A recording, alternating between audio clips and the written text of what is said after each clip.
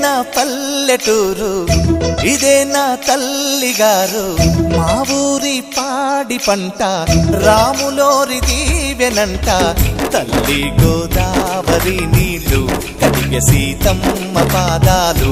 ఊరంతా hi hi hi, మనసంతా hi hi hi. ఇదే నా పల్లెటూరు, ఇదే నా తల్లిగారు.